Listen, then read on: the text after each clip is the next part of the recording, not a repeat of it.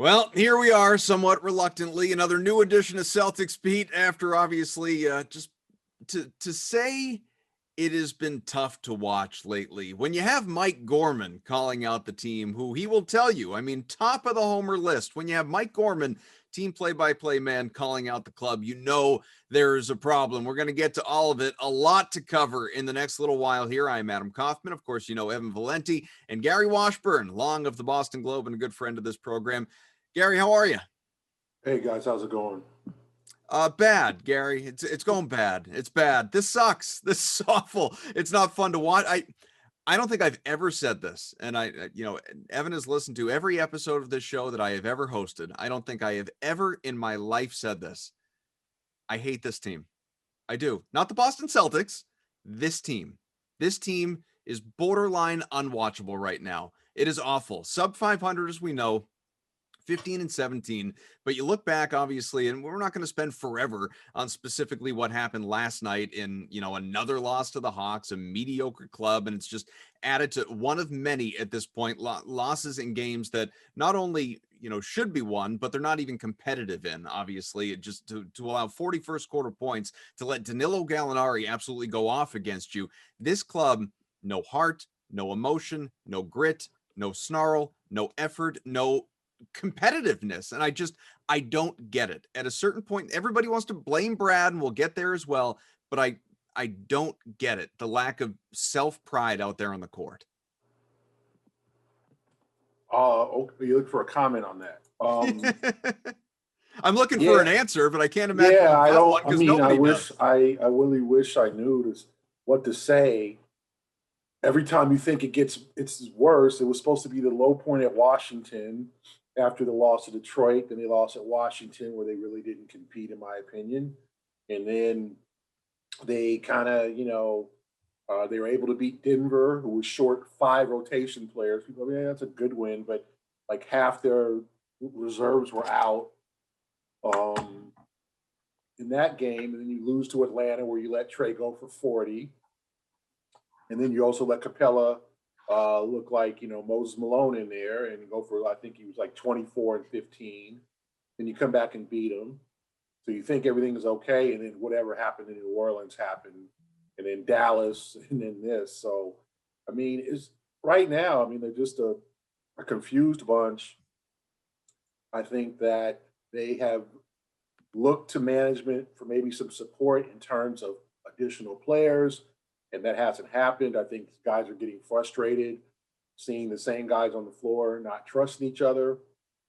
I think they've tuned out Brad, and I don't think that I'll just say, like, I'm not calling for his head. I'm not saying, like, they can easily tune him back in, but for right now, last night they tuned him out.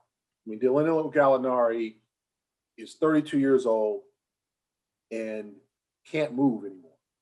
Like, he's a shooter. You can't let him get 10 threes. Klay Thompson, a few years ago against the Kings, and some of these guys would go nuts because they move off screens and they're athletic enough to get open. That's one thing. Gallinari it's simply defensive mistakes, like doubling someone else, leaving him open, it's to the point of, like, it was embarrassing. And the Hawks were literally, Trey and Gallinari were literally trying to see who could hit the farthest three. And this was like the second quarter. Teams, I asked Brad last night, teams don't care about your issues. They will try to embarrass you. Atlanta's looking to have fun. They came off a tough loss at Cleveland where they probably should have won the game. So they're having fun. And they're going to have fun at your expense unless you have a pride enough to stop them. This team has lacked pride. It's lacked fortitude, toughness, all of the intangibles that make good quality clubs. I don't know how you get that back. Oh, it's Marcus Smart. He's going to bring, stop that. Like, they should be better than that without Marcus. Like, the whole, Marcus is just going to be the key to, I'm tired of the injury excuse. Every team has injuries. Brooklyn has played the last 6 games without Durant. And they keep winning. Now, they got other talent, but they also have guys like Joe Harris, Bruce Brown, guys who can make shots, too. I think that's one of the problems of this organization. It's Danny's fault. Danny has, one, not admitted when they're wrong. I think it's a whole structural institutional issue with the Celtics. The Celtics have a Patriots problem. We think we know more than everyone else around the league. We are smarter than the other 29 teams. And they have held that philosophy for years. And it is burning them. Their talent evaluation is not good. They haven't made the right moves. They've had some terrible drafts. You want to know who to blame? Blame the 16 draft after Jaylen when they drafted Guerschon and Ante Zizic. Blame that draft. They passed on Pascal Siakam twice. Who's the talent evaluator there? Who in the world looked at Guerschon and said, that's an NBA player? Like, I'm sorry. Like, that's terrible mistakes. We can go to the James Young, Jawan Johnson. Like, Danny's had bad drafts. And I'm talking about and I'm not saying it's easy to take the top three because Phoenix took Josh Jackson and whiffed. There's been whiffs in the top five. What? And to land Jaylen, when people in Boston had never heard of him, was a good, like, as a risky pick, but a good pick, obviously. Because in this area, people don't watch Pac-12. People had never heard of Jaylen Brown. And the same with Tatum. Tatum's skinny. He didn't do, he's okay at Duke. Like, those are two great picks. You got to give Danny his awards and flowers for that. But the reason this team isn't good is because Danny will refuse to admit that he's wrong on drafts. He will not make any roster moves. And Jaylen and Jayson are looking back like, man, can we get some help? If not, we're going to do this on our own. There's so many times you can pass a Tice and he misses a jumper or misses a three. It's so many times you can give the ball to guys who don't come through, where you're eventually going to take it on your own. And you can call that selfish, or you can just call it, hey, I trust myself over anybody. So the problem is that Jaylen and Jayson are looking, and Jaylen is biting his tongue during these media sessions, biting his tongue with his unhappiness. Okay. They all are trying to do, okay, I'm just going to put it on myself and try to be better. Like, they need better teammates. They need a better bench. They need scorers. They need shooters. The other night, Jalen Brunson, a former second-round pick. I'm not saying, okay, a lot of teams passed on him because he was too small. First of all, Villanova guys make good pros. I think we know that, right?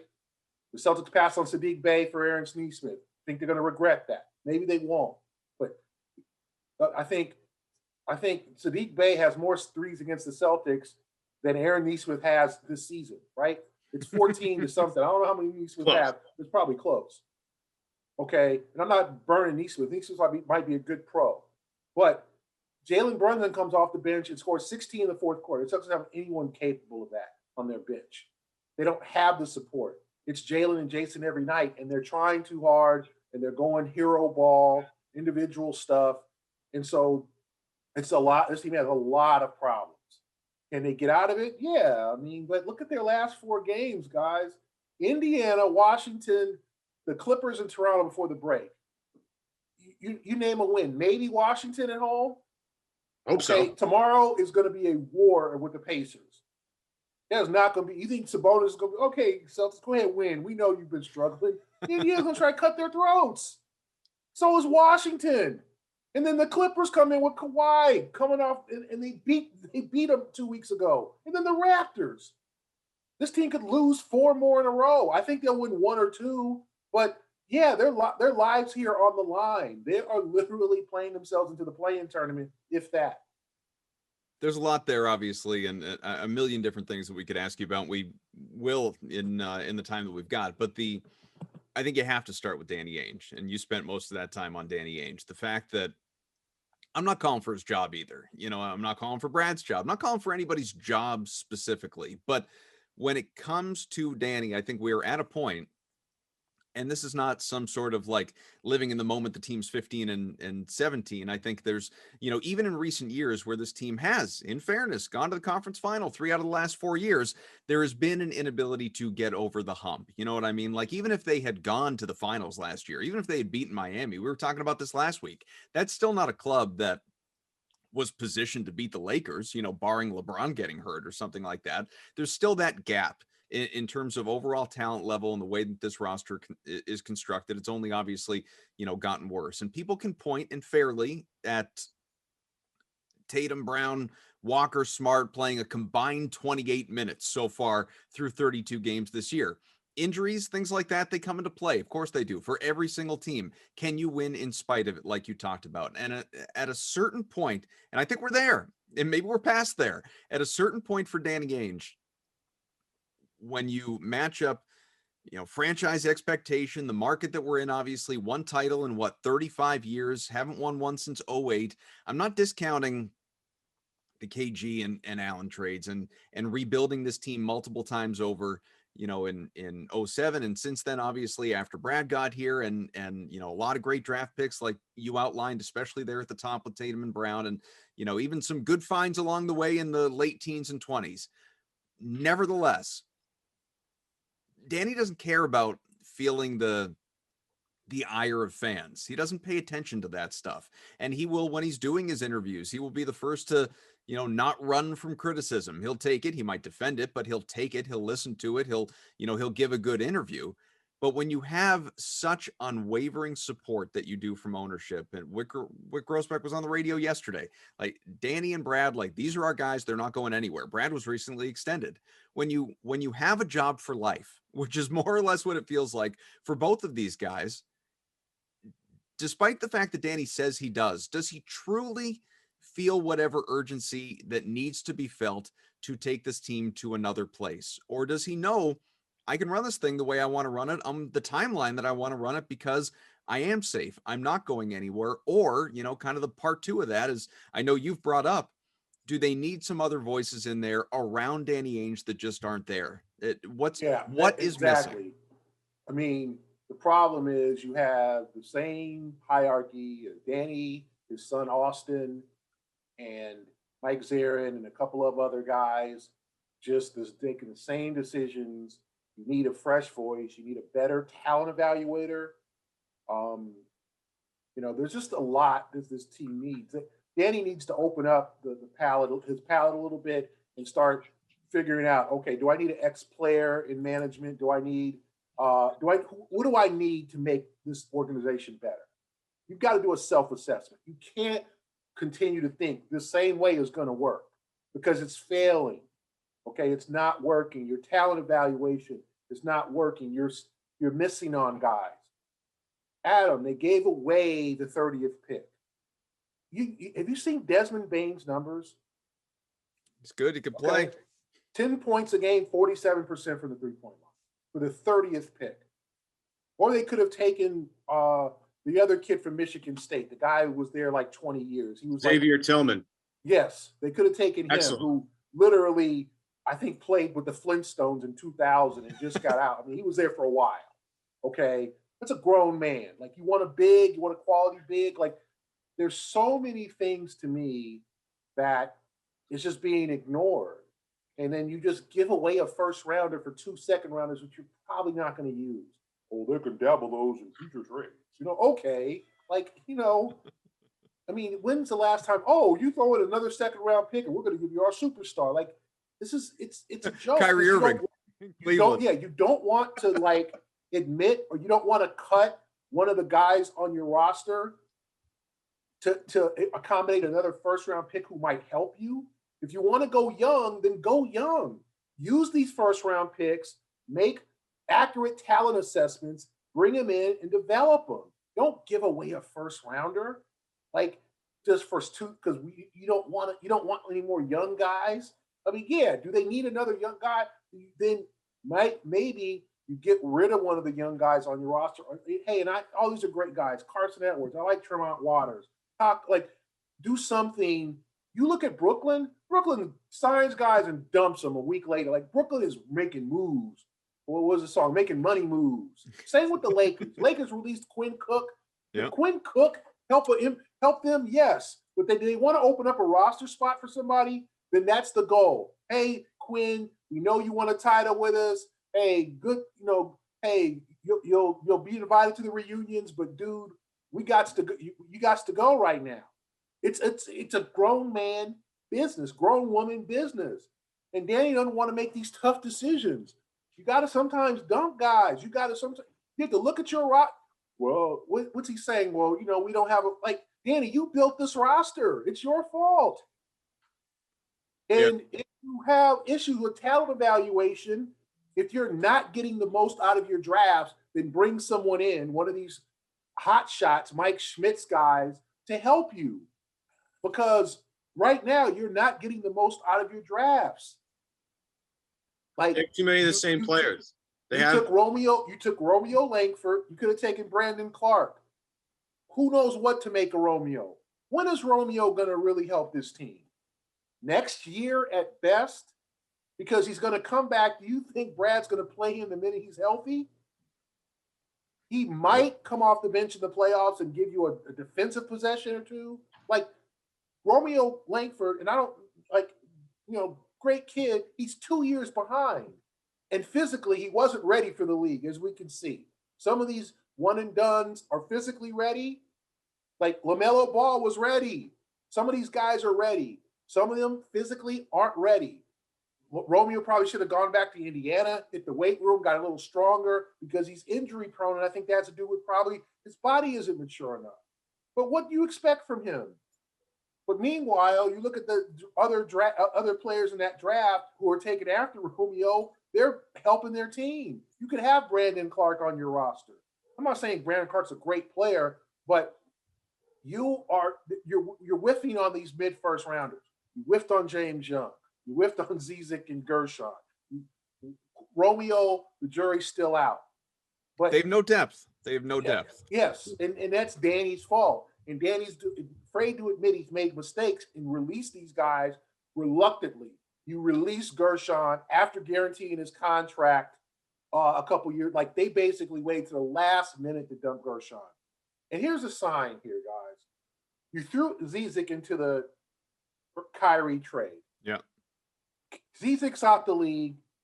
Not one NBA team gave Guerschon a sniff. That's the sign that some of these guys ain't good. When no other team, James Young bounced around, G League got some two ways, whatever, never stuck either. So that's the failure of your talent evaluation. So does Danny need to assess himself, his staff? Hey, Danny, stop surrounding yourself with all your cronies. Yeah, we did it in 2008. It's 13 years ago. The Sox have won 2 titles since then. The Patriots since 2008, 3 Super Bowls. Too many to count. Huh? Yeah, 3 Super Bowls. Even the Bruins have won one and been to another cup.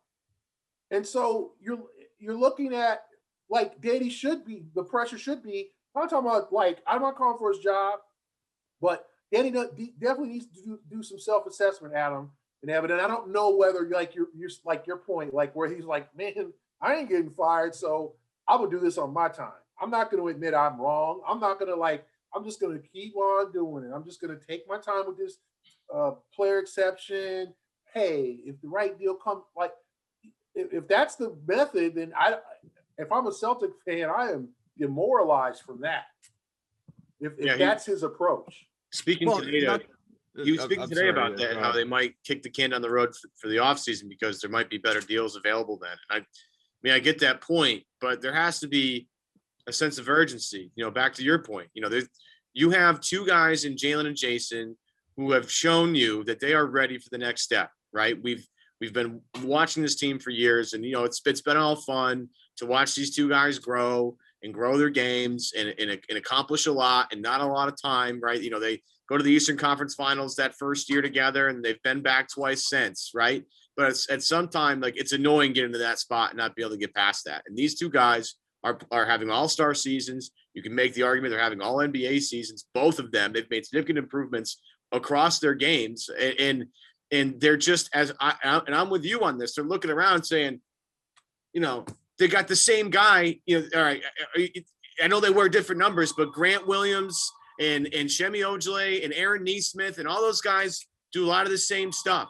Okay, they do. They stand in the corner and they hit threes. Like Shemi Ojale, if he puts the ball on the floor, you get nervous. Same with Grant. Same with Nesmith. And they just have a bunch of the same guy. And if all you're going to do is stand in the corner and hit threes, like having one of those, having PJ Tucker on the floor is nice when you have James Harden and Eric Gordon and other guys around him. You know, this team has identified the role player they want. They just have too many of them.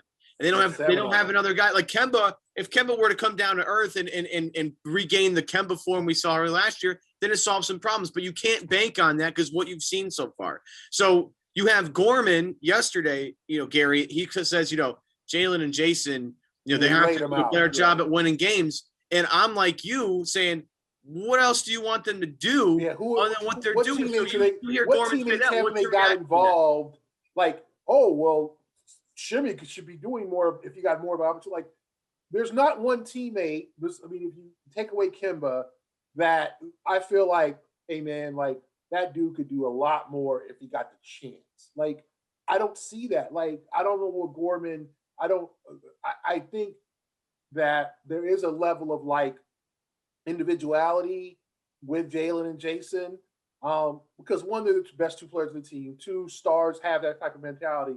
But three, if you don't trust your teammates and you could repeatedly go to those guys and they don't come through, I mean, how many open threes? And I know Tice, I'm kind of hard on Tice. Like, Tice against the Pelicans, he played 39 minutes, and that was like 37 too many.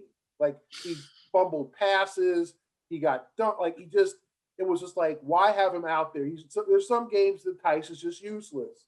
He gets to that point. I'm sorry to cut you off. To that point, like, and this isn't even an anti-Daniel Tice thing. I think there are plenty of games that he's good, but if we're going to attack, you know, management, coaches, staff in terms of all right, you got all these young kids, how about develop some of them beyond, you know, like they're working to develop, obviously they're superstars in Brown and Tatum. And obviously, you know, Peyton Pritchard is ahead of the curve, looking like a draft steal. Some of these other guys are sort of either behind or floundering in mediocrity. There have been enough signs for just to stay with the bigs. Robert Williams should be playing 25 minutes a game. I'm not saying he's got to start. I'd like him to get there, but he should be playing 25 minutes a game. And for some reason, even with this double big setup, we're not seeing it. And you know, it just goes back to what you're talking about with Tice. Why are we not seeing it? If they're gonna, this is not a contending team. Hopes to be, maybe it gets on track. Right now, it's not a contending team. Why aren't you at least embracing some element of let's develop the guys who could help us get there? Well, I do think you're trying to win, and I don't know if they want to play Robert too much. Like, but because there's times he makes mistakes, but yeah, I mean, he's playing 15 minutes a game. Yeah, I mean, I think the whole like, well, we want to save him for the playoffs and keep him fresh because he's injury prone. And he's 22 years old, 23 years old. I don't know about that. I mean, unless the doctor said, hey, like, it's a wear and tear thing, like with the hip and things like that. Unless, you know, they might have medical information we're not privy to. If that's the case, I hope they don't plan on re-signing him down the road. Yeah, I don't 15 minutes a game in the regular season in his young 20s. Minutes limitations for 23-year-old players. That's very interesting. I don't think Tristan's been bad at all. Like, people have been ripping the Tristan signing. He's brought exactly what you expected. Offensive rebound. I think he's been better offensively than he has been in the last couple of years. I think he's gotten them extra possessions. And I think he's trying to take some more of the offensive role on, knowing that the Jaylen and Jayson need help. I think he's been fine. Like, he's not one I'm like pointing to as like, Dan, that's a terrible signing, Danny. People are pointing out, well, they shouldn't have signed him to the full mid-level. He's coming off a year, he made $18 million. Like, was he going to take 5? That's an interesting topic. Could you have really negotiated down with Tristan? I don't think that was a bad deal. I think Tice, it just depends on if he's going to help you in a particular game or not. I just think Jaylen and Jayson are tired of passing him the ball, shimmy the ball, other guys the ball, and they're not hitting shots. Or it's a big pivotal moment where they could really turn the tide, and they're not doing it.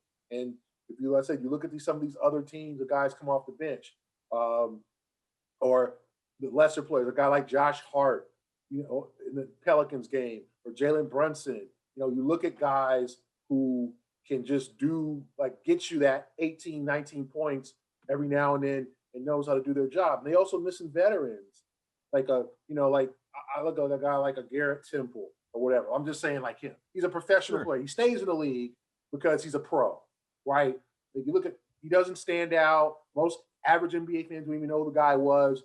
but he keeps signing contracts because he can shoot the three, he can defend, and he knows what to do in his 18 minutes. This team doesn't have that.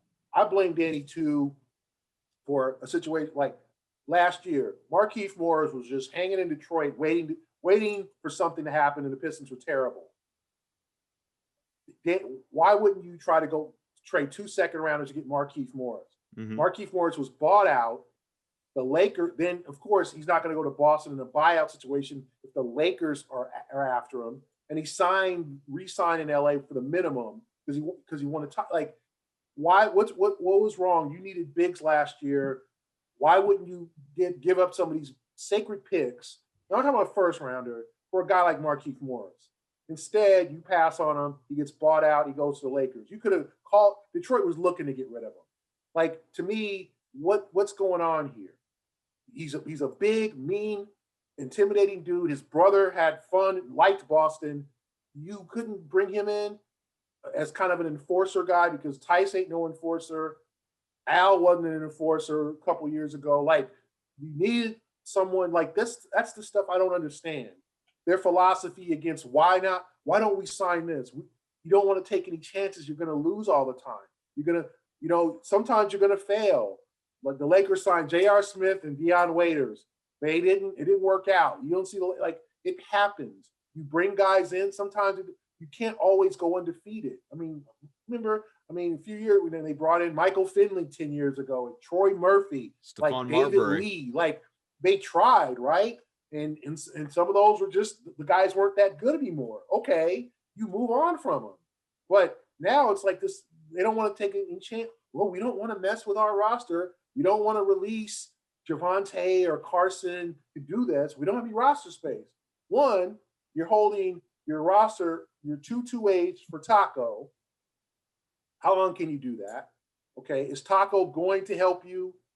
Is he going to be like a Boban was the other night where he got you? I think Boban got 10 and 6 or something like that. He was actually effective. Is that your goal? And you're going to hold me on up for him? Boban.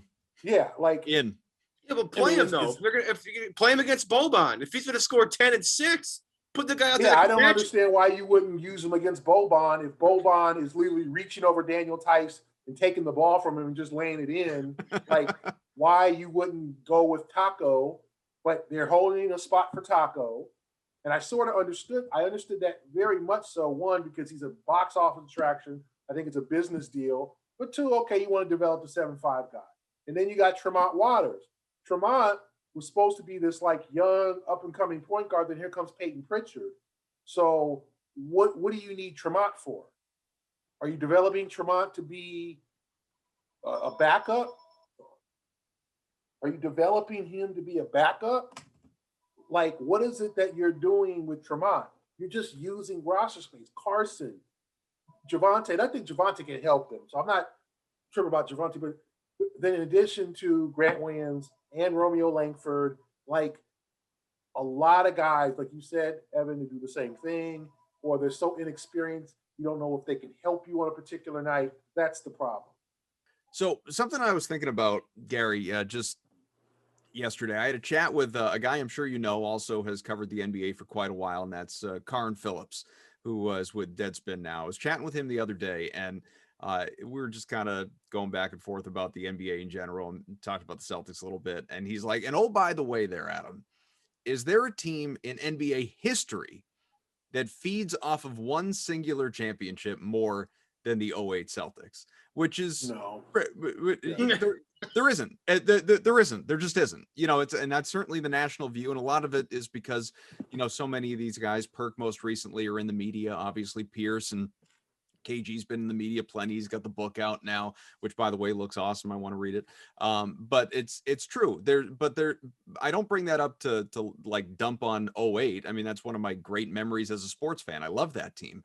But there is obviously an element of living in the past with this organization that has just been the case, and to the point where it's almost kind of problematic, I think. And I heard, I don't know if you listened to Wick Grossbeck, on the Sports Hub yesterday, and he didn't say a whole lot that was earth shattering, and credit him for doing the appearance in the midst of struggles in the first place. But one misstep that I think he did make, or at least one bad look, is saying that look, we thought that Kyrie Irving was going to be here forever, and he decided to go somewhere else, and we had to kind of pivot and respond there. And it just to even harken back to Kyrie leaving. I mean, one, like, how does that make me feel if I'm Kemba Walker? Two, how does it kind of make me feel if I'm the other superstars on your team?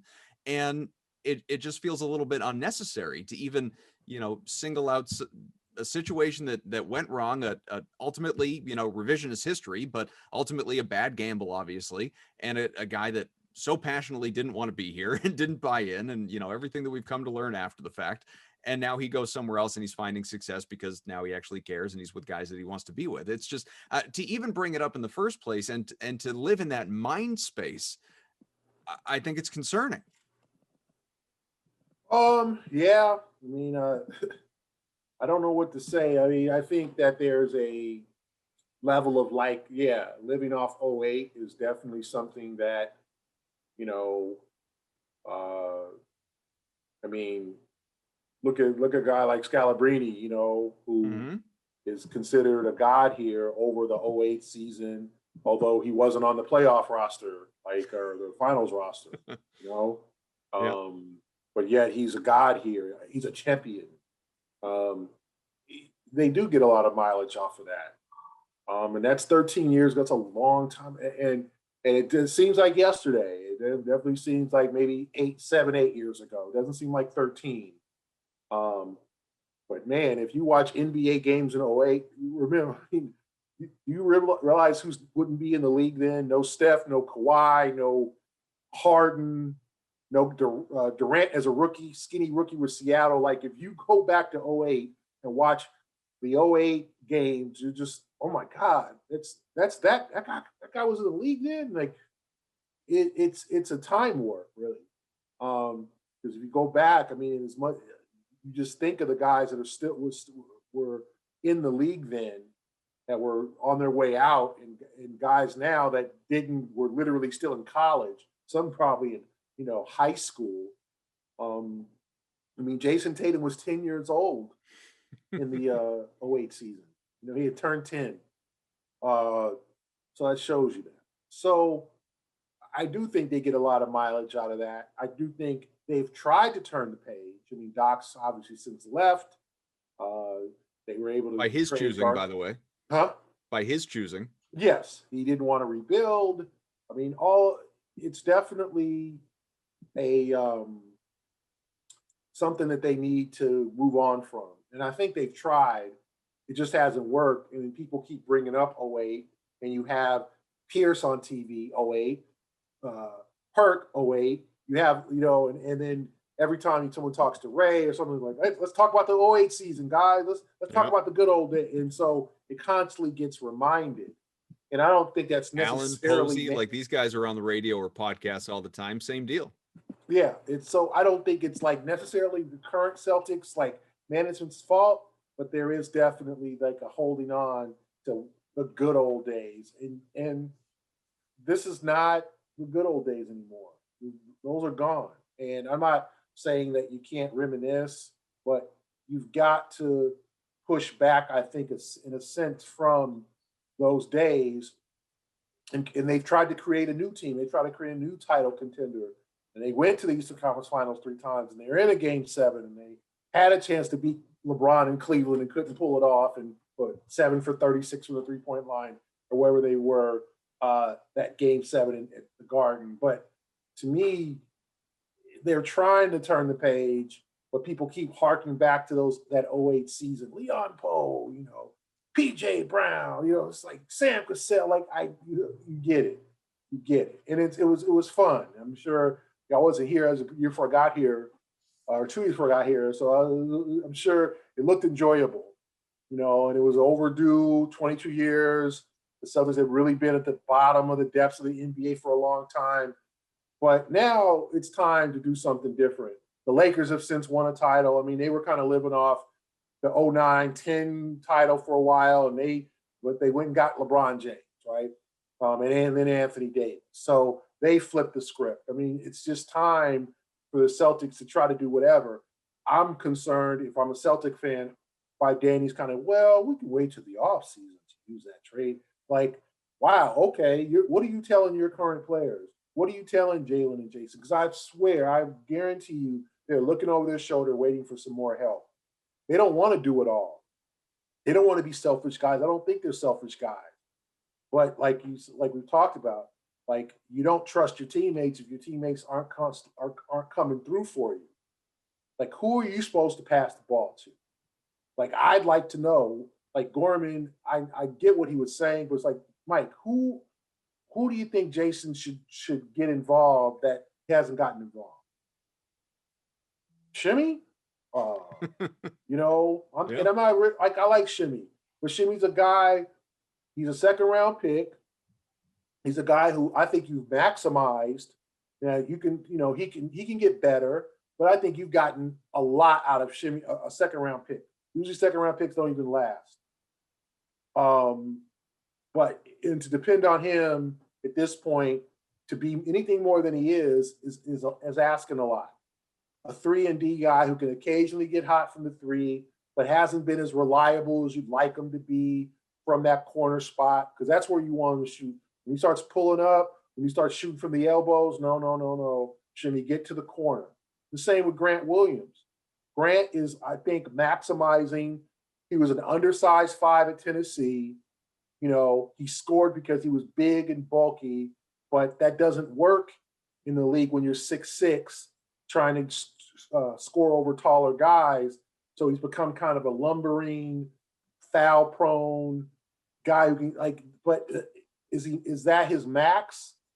Like, what's the ceiling for Grant Williams? And that's the thing, we don't know. But I don't think it's all that much higher than it is now. Romeo Langford, as I said before, we don't know what he'll do, and it could take 2 to 3 years before he is really a complementary player to Jayson and Jaylen. It could be a year or two, because he's missed almost 2 years. I mean, it's just a lot. Like, there's a lot of, to me, just stuff that Danny has to address, look in the mirror, look at his staff, and, bring in someone, if it's a former player, a good talent evaluator, someone who says, nah, Danny, I don't like this guy. I do like this guy. Even though he's not he's a Celtic, and I'm tired of we would have taken Tyler Hero. We were this close to but he was taken, then do it, then trade up. Yeah. Or do something, what I'm saying? Like, the Tyler Hero thing kind of annoys me. The whole, we were almost there with Tyler Hero. We really liked him. Okay, if you like him enough, then move up. If you think that he's going to make that much of a difference, take some chances here. And we never envisioned Danny taking all the picks that they used. Like, all these picks that they got, they used them, almost all of them. Mm-hmm. Remember, these are incentives for big deals that you can throw in. You can send these 2 first-rounders to New Orleans for Anthony Davis, or you can, that ain't worked. That ain't happened. You haven't. I mean, other teams have done it. The Lakers traded 3 rotation players: Lonzo, Brandon Ingram, and Josh Hart to New Orleans, and I think to New Orleans, and then some draft picks. It's happened with other teams, but the Celtics, no. And is that ever going to happen? Or is a guy who's on the last year of his deal going to re-up in Boston without being here for a year and experiencing what Boston's like? This is not LA. AD, I'm sure, was like, yeah, I'll take my chances on LA. Boston, not so much. So it's a time for reassessment for management, for the coaching staff. What is Evan Turner doing? Is he having any type of impact on his coaching staff? We don't know. We don't know. We don't get to see. We don't get to go to practice, unfortunately, because of the pandemic. But it's a lot of issues with this team. Yeah, it's one of the weirdest seasons, and it's been obviously a roller coaster ride for Boston. And there's certain slices of the blame pie to go around. I'm with you, Danny. I think deserves most of it. I think there are times where you can definitely blame Brad for some stuff, But he's not out there shooting the basketball. He can only do so much, I always come back to this is more of a roster issue than anything else. And as you look around, and my issue is, because of those play-in spots, you have more people now that are incentivized to try and make the playoffs. Like you're the Sacramento Kings, who have Harrison Barnes, and I think Harrison Barnes is everybody's favorite person to fantasize trading for now. That would be a real help for this team because he can put the ball on the floor and get to the basket and do more things than just stand in the corner. So you look at the way this team could maybe improve. There are ways, but then there are,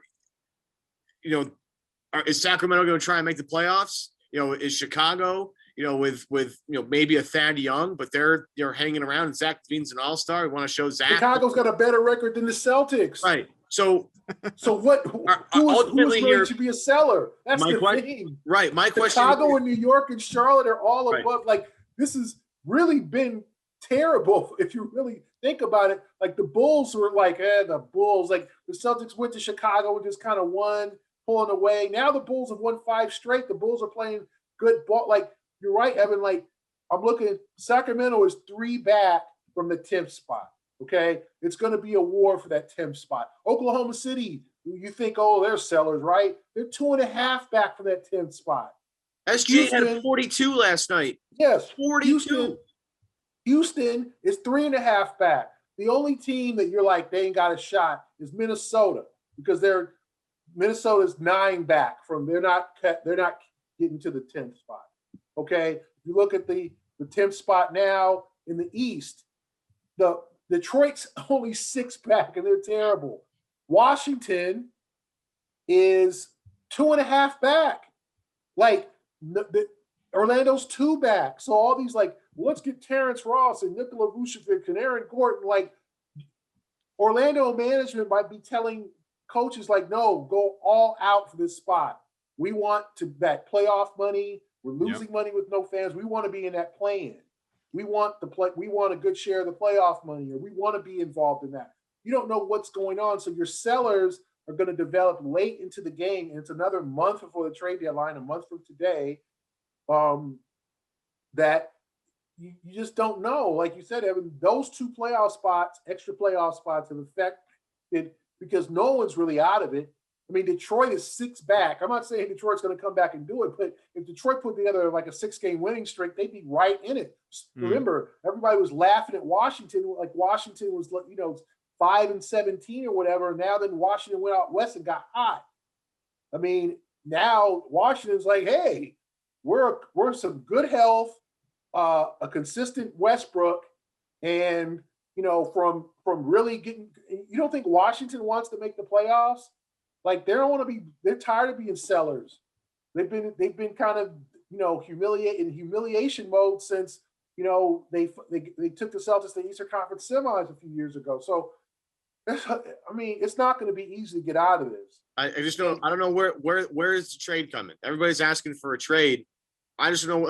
And you make Detroit and Minnesota, right? Those are 2 teams that are definitely out of it. Who the hell do you want from Minnesota or Detroit? I mean, Malik Beasley can score. Yeah, that's just signed there. Right. Oh, I want Cat available. Someone threw out Jeremy Grant. Yeah. Oh, yeah. Detroit's just going to move him after signing him 3 months ago. To me, he's part of your future. Detroit's trying to build.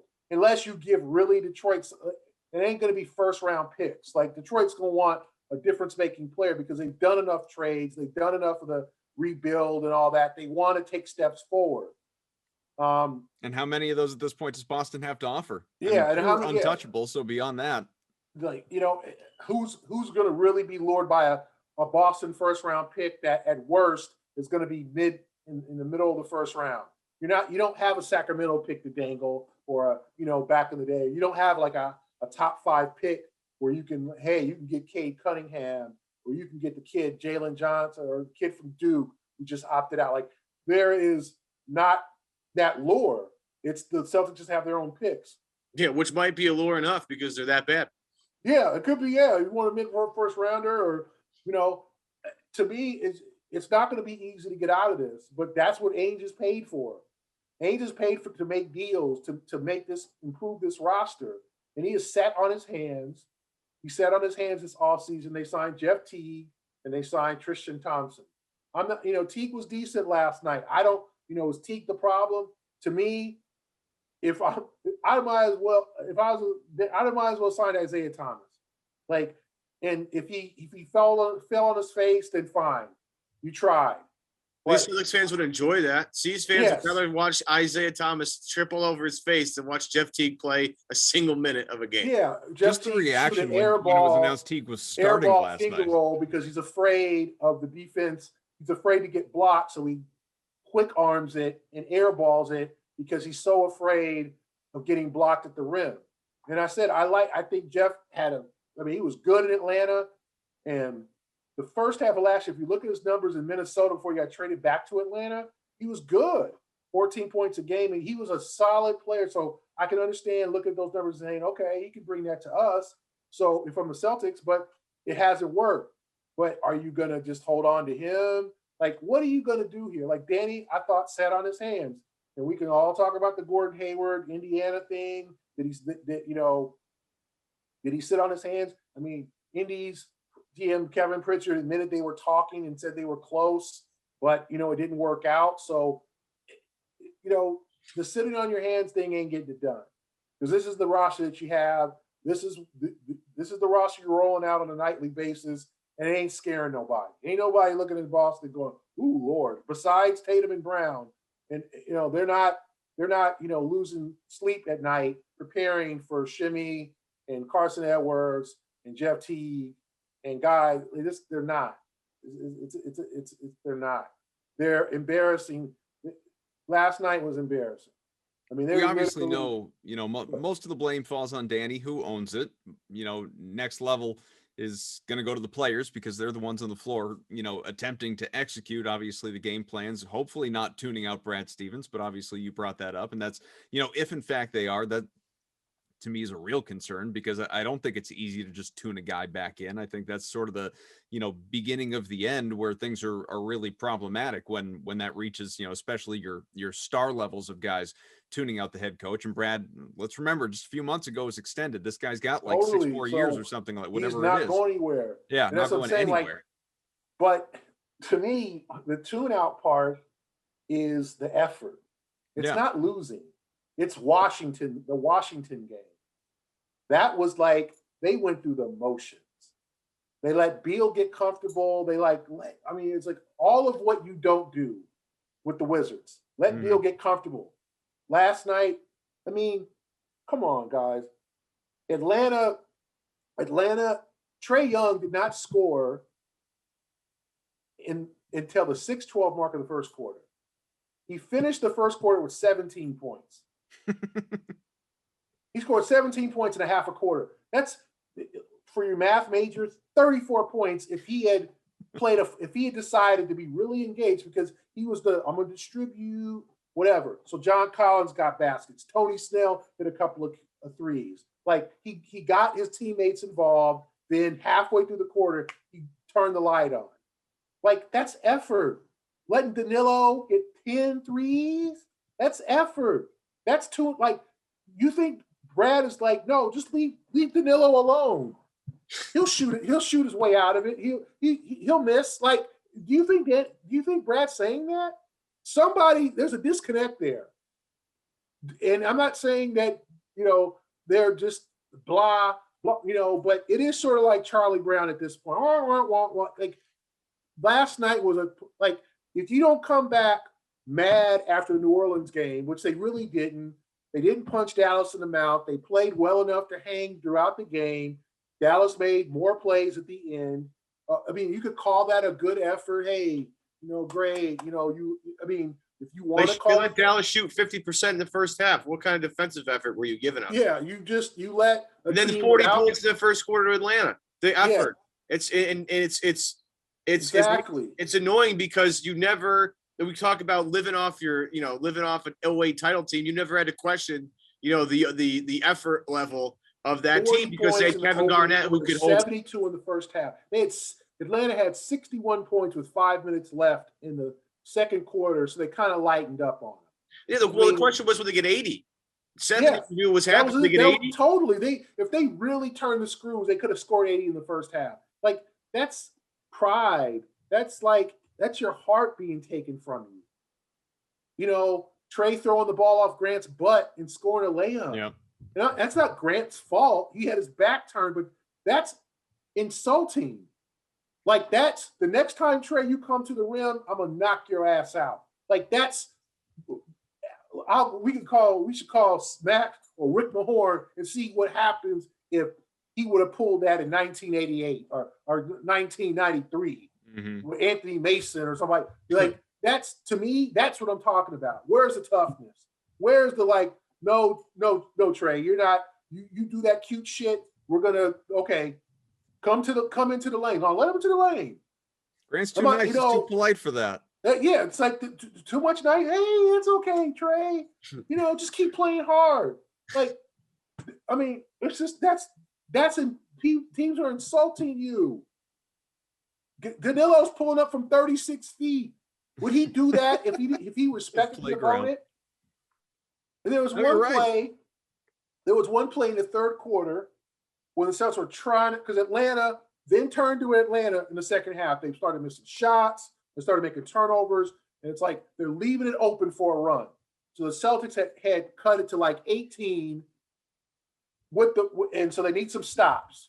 So Rondo does lets the ball roll all the way down the half court, and he's doing that. And I think it was like Teague or someone kind of pressured him. Then here comes a second defender at Rondo, 35 feet from the basket. Rondo passes it to Trey, who's open, and Trey hits a 35-footer. Like, why do you leave? Do you not read the scouting report?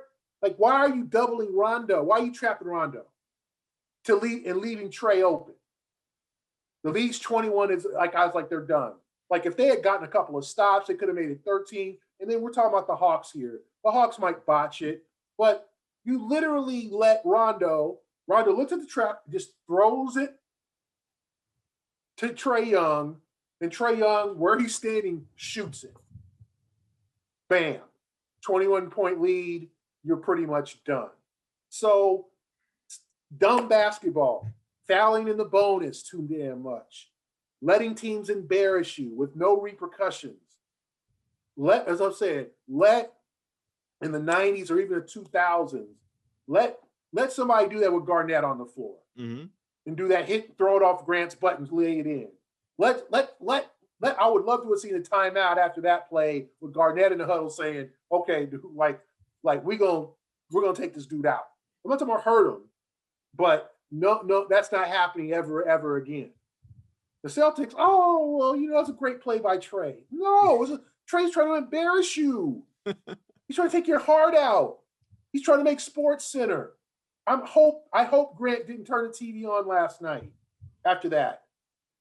It's just like that's kind of stuff. That's Globetrotter stuff. Like I wrote. Like you probably, I'm probably predating you guys.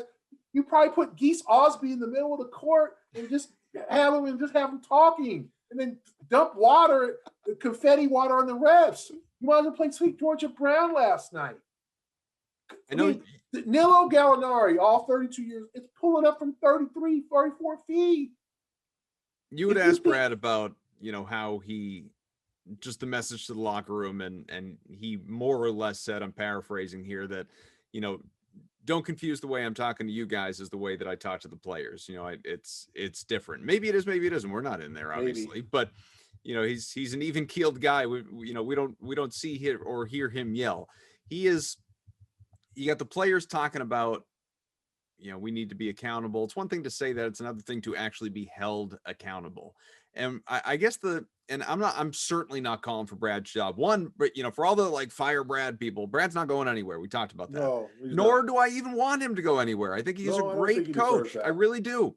But I am starting to at least wonder a little bit about, and this is not age, it's not experience, time in the NBA, all that stuff. It's talent level. I'm wondering about Brad's ability to reach guys of a certain talent level. It's that college coach versus NBA coach sort of leap, obviously, that I think we've Well, that's seen it. why, Adam, I mean, I think his staff is interesting. Like, I like Jerome Allen. I think he's done a good job. You know, he's kind of the guy who's reached out and kind of bonded with players. And Evan Turner, like, I think you needed like a veteran, former NBA player on that bench, like a guy who they recognize. You need like a perk on the bench. Yes, like the Clippers hired Chauncey Billups. Yeah. The Heat hired Caron Butler. Like that, there's a reason why. Not because they're great guys and they bring personality but the players know who these guys are, right? Do they know? They know Evan Turner, but Evan's like his seriousness level. He's always been kind of a funny guy. Like how serious do they take Evan Turner? Like I don't know. I'm just throwing it out there. I'm not saying they don't. Yeah. Like I always thought Brad padded his staff with too many, like Danny, yes guys or nice guys or good solid coaches, but where is that form? Like Doc had Clifford Ray to deal with those guys back in the day. Mm-hmm. And he had, like Armand Hill, and then he added Ty Lue later on. I think they need like a former player who these guys recognize, who can pull them aside. And I think Jerome does as best as he can to do that. But Jerome's more like a college coach. He played overseas. He had some stints with Minnesota. Jerome did make the league, so it's nothing against Jerome. But I thought, like, even like a former Celtic, and I don't know, like I know Antoine Walker was talking about he wanted to coach. I'm not talking about bringing back Antoine, but someone who wants to be a coach because these guys want to get into the game. Like Chauncey took the Clippers job. Like he wants to be involved. There's guys around that will leave their TV jobs or leave their analyst jobs for a team to coach because they want to be part of that life again. They want to instruct. But if you're surrounding yourself with, great guys, Jamie Young, Larinaga, Brandon Bate, guys who are just like, who are the, like, you think Jayson Tatum fully respects the words of guys like a Brandon Bailey? And I'm not ripping Brandon, but just like over a guy who played 12, 13 years in the league.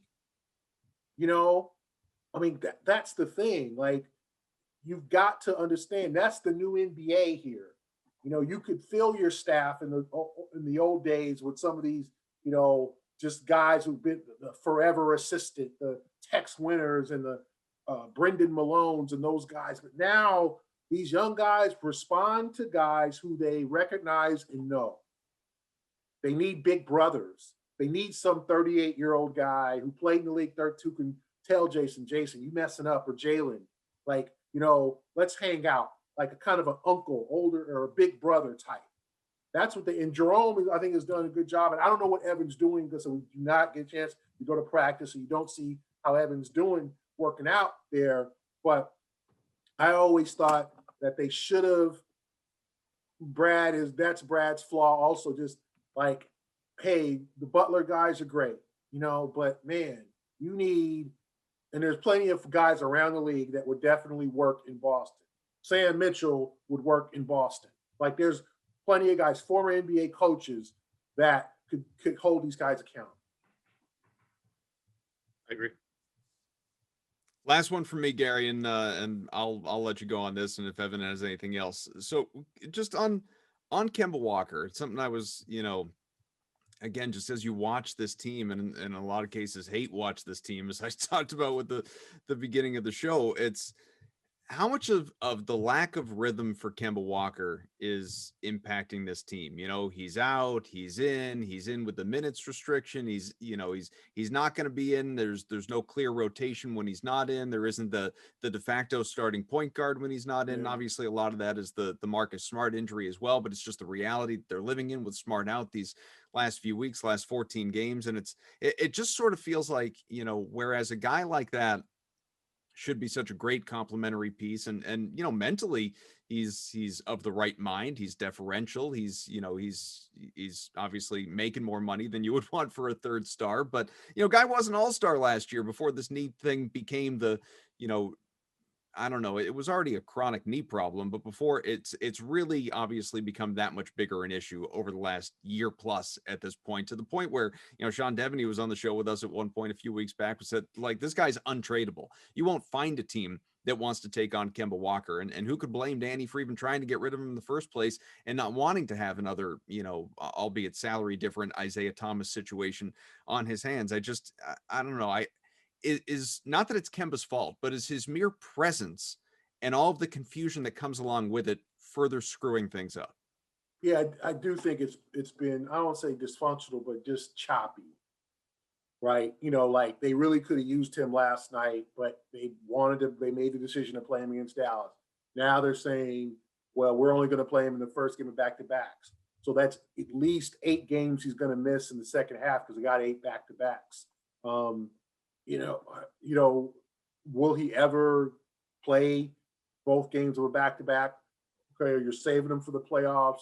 And then when he gets it going, like he had 14 points in the fourth quarter against Dallas, you'd like to see him, see if he can continue that. Now we're waiting. Now, who knows? We might see a super energetic Kemba Friday because they got 2 days off.